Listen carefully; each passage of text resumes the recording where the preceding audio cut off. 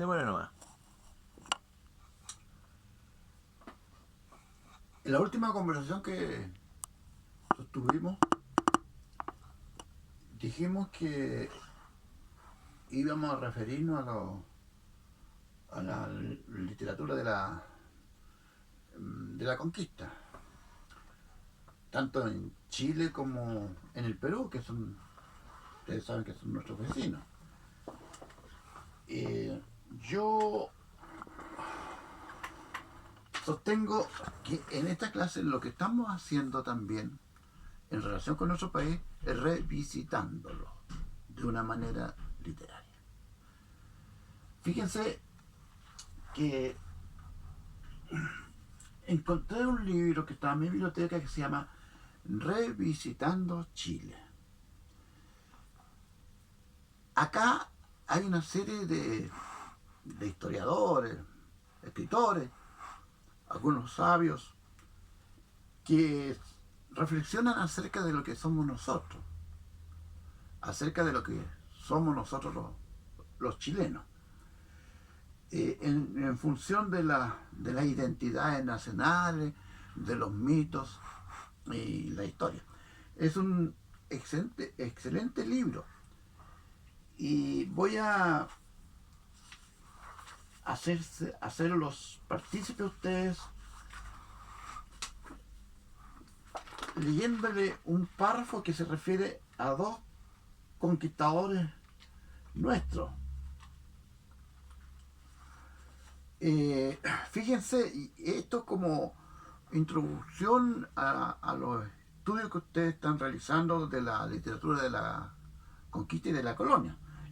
Dos párrafos muy breves, pero que pueden hacerlo reflexionar con más profundidad a ustedes y a mí también. Y cuando yo digo ustedes también me incorporo, ¿no?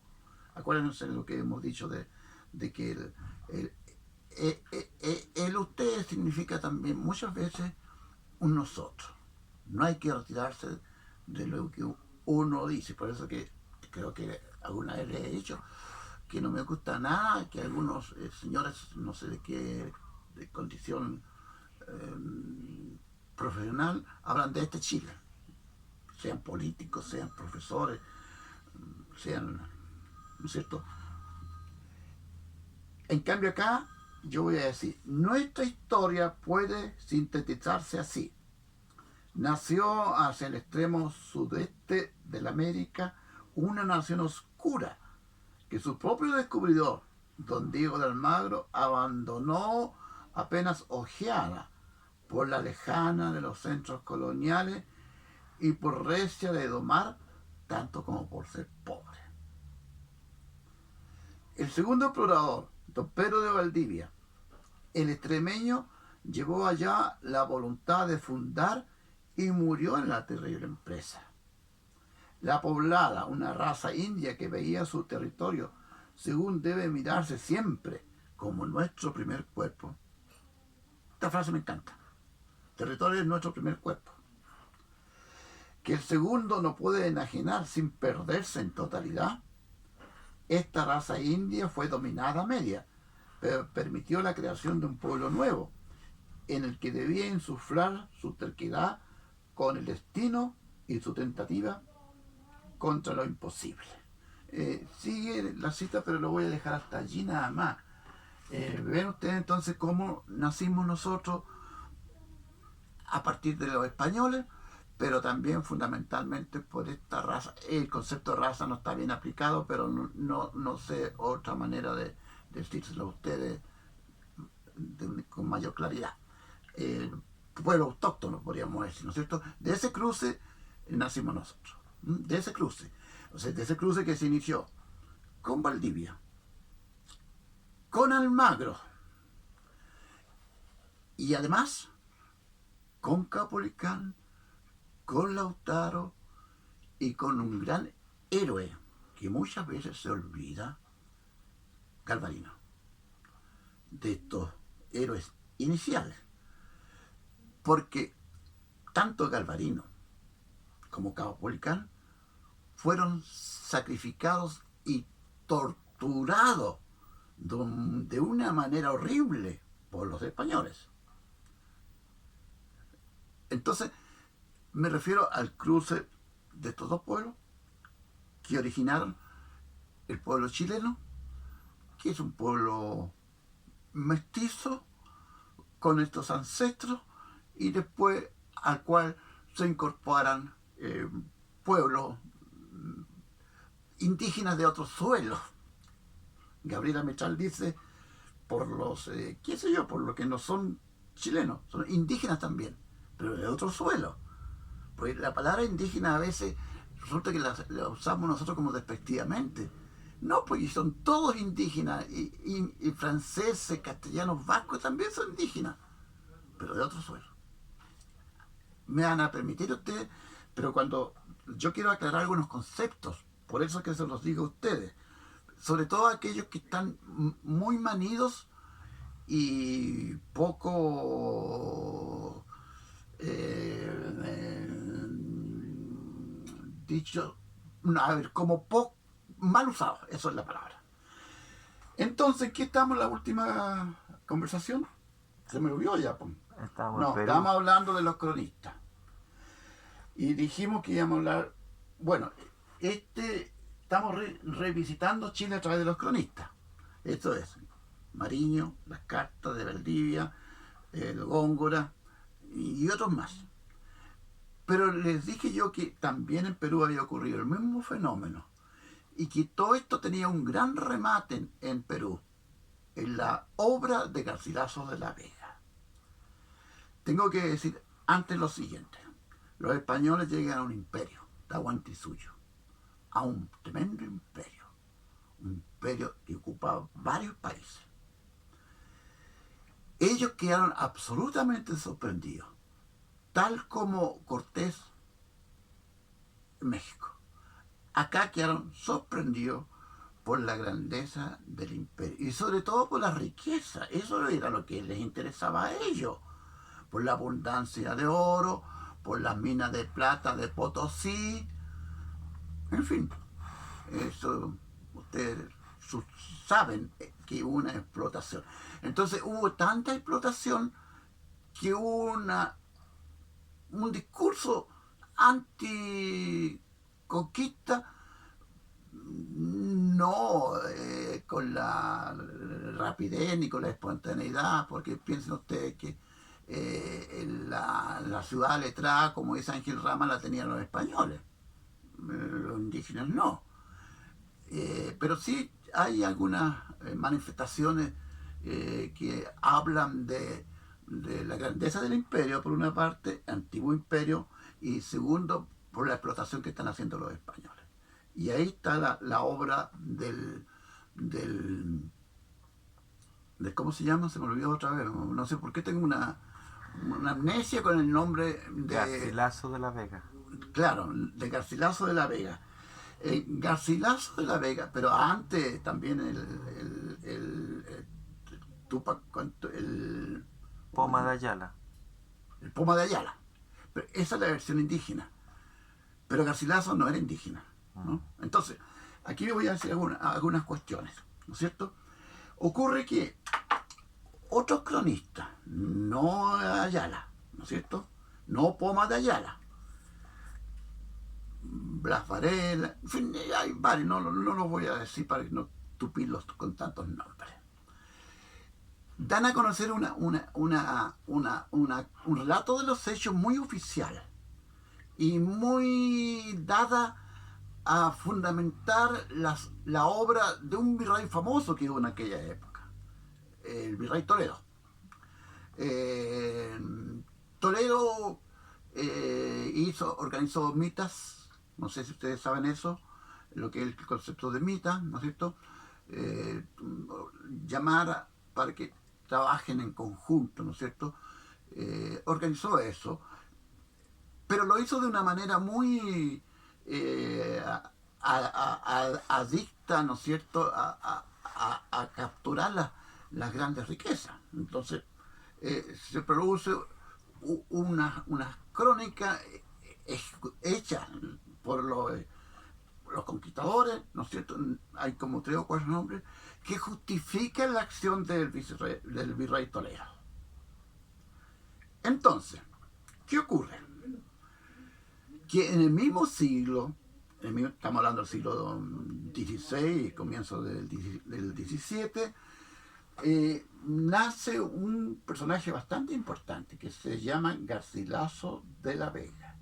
No confundí con el español, no confundí con el autor de Églogas, pero creo que hay un parentesco lejano, sí, en todo caso, el Garcilaso de la Vega español con este Garcilaso de la Vega que nació en el Cusco. ¿Y por qué yo destaco la importancia? Porque con Garcilaso de la Vega por fin nació una literatura que es producto de nuestras en ciernes nacionalidades. En resumidas cuentas, Garcilaso de la Vega es el primer escritor hispanoamericano. Esto es lo fundamental. Y por esa razón, que al igual que Shakespeare, al igual que Cervantes, el Día del Libro se celebra en su honor. El 23 de abril se celebra esta coincidencia que hubo del fallecimiento, ¿no? Creo, de Shakespeare, de Cervantes y también de Garcilaso de la Vega. Entonces, de estos 3, el nuestro en cuanto a pertenencia de territorio, digo yo, porque todos los intelectuales son nuestros, ¿no? Todos. El más nuestro es Garcilaso de la Vega. Garcilaso de la Vega nació en el Cusco. Es verdad, es hijo de un conquistador Figueroa creo que se llama, y de una ñusta. ¿Qué es lo que es ñusta? Ajá. Una princesa incaica, una descendiente de los incas. Entonces, de este matrimonio, no sé si habrá sido matrimonio o no, nosotros estamos hablando con conceptos actuales y muchas veces nos equivocamos, ¿no es cierto?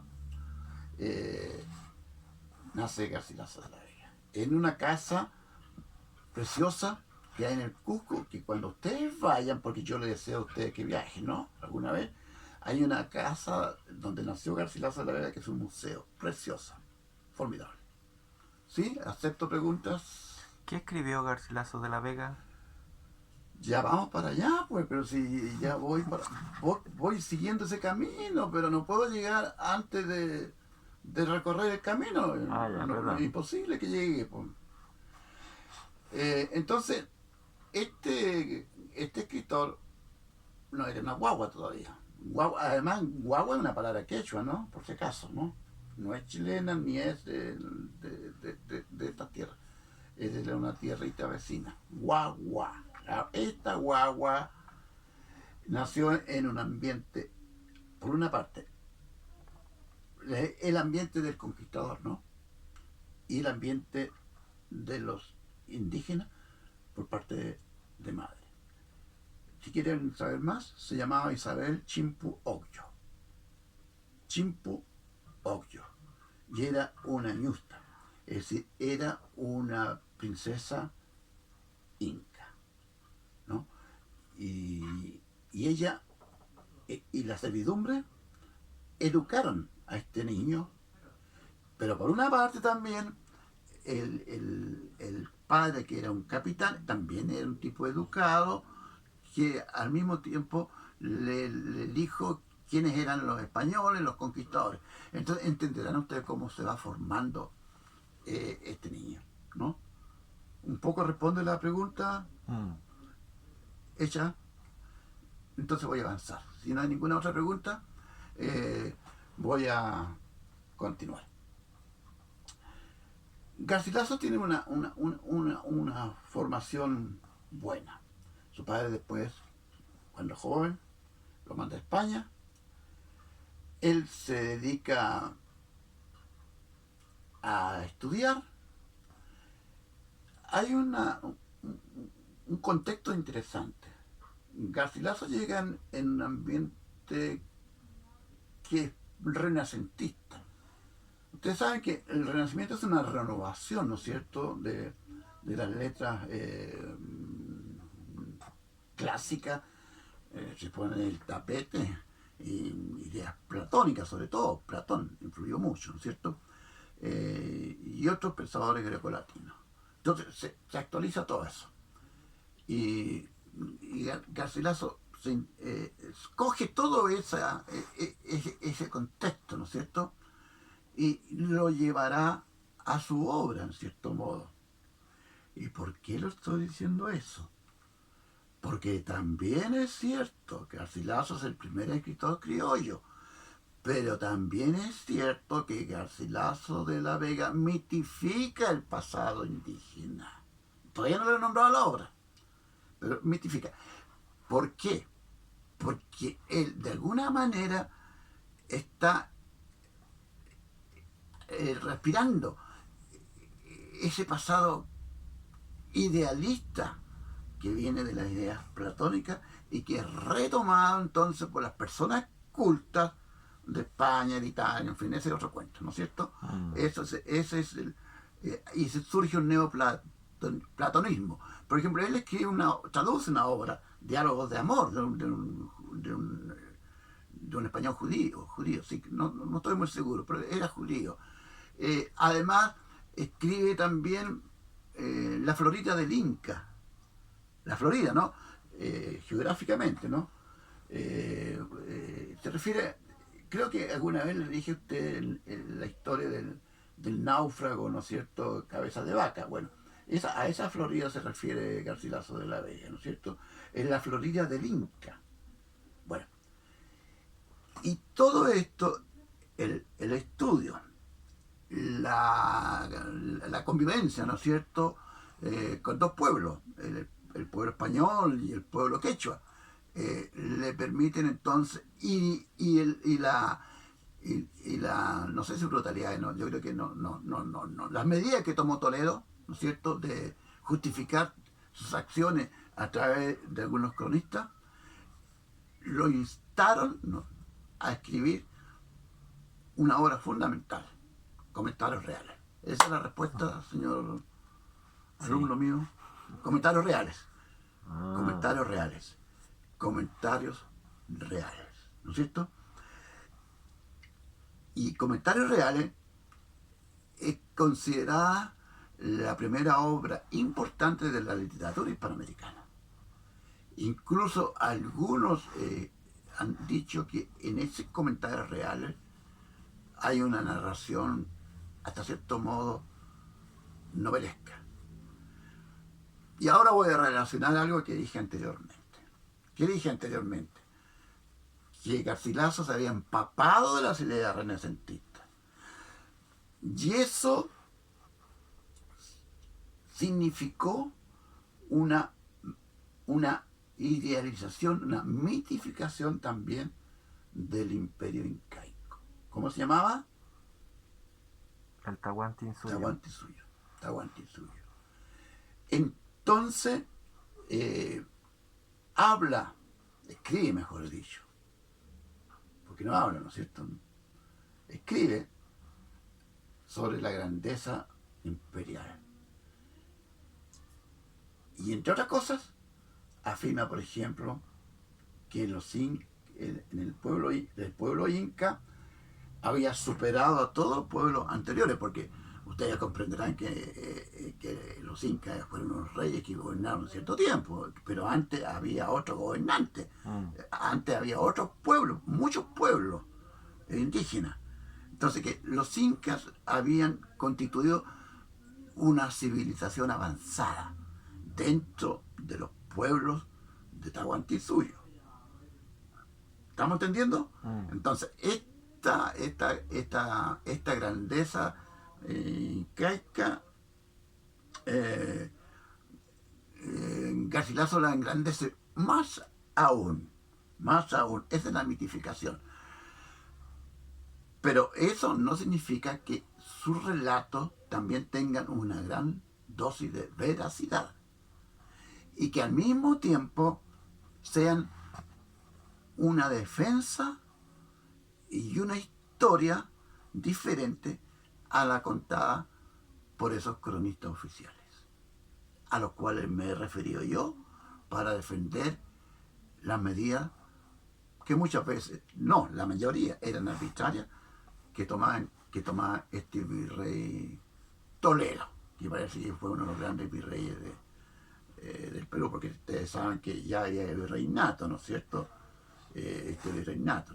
Y él entonces, esos son los famosos comentarios reales que empiezan con el significado de la palabra Perú. Así que yo creo que les he recomendado a ustedes que lean por lo menos el primer capítulo de comentarios reales, y allí habla de los orígenes del Perú. Me gustaría que ustedes leyeran un párrafo y que me lo comentaran, ¿eh? Y que sería bueno porque podríamos ampliar más esta materia todavía. ¿Qué les parece? Ya. ¿Ya? Sí. Yo creo que sí, ¿eh? Bueno. Porque si ustedes tienen ganas de estudiar, Sí. ¿saben lo que tienen que hacer cuando tienen ganas de estudiar? Estudiar. Estudiar.